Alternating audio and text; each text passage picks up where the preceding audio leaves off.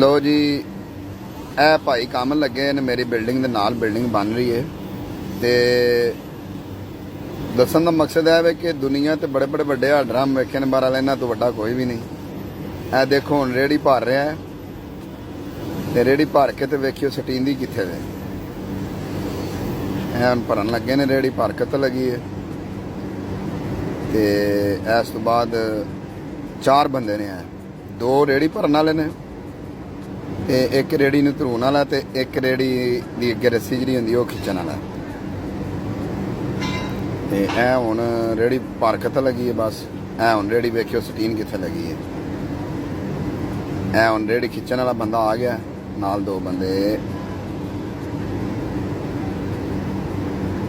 ਇਹ ਰੇੜੀ ਬਸ ਇੱਥੇ ਸੱਟਣੀ। ਇੱਥੋਂ ਬੇਲਚੇ ਨਾਲ ਵੀ ਬੰਦਾ ਉੱਥੇ ਸੱਟ ਸਕਦਾ, ਬਿਲਕੁਲ ਸੌਖੀ ਬੰਦਾ ਸੱਟ ਸਕਦਾ, ਕੋਈ ਔਖਾ ਨਹੀਂ ਹੈ ਵੀ। ਇਹ ਜੇ ਦੁਬਈ ਤੇ ਵੇਖ ਲਓ ਫਿਰ ਬੰਦੇ ਐਵੇਂ ਨਹੀਂ ਪੈਸੇ ਕਮਾਉਂਦੇ ਤੇ ਐਵੇਂ ਨਹੀਂ ਆਦੇ ਅਸੀਂ ਆਡਰਾਂ ਆਵਾਂ।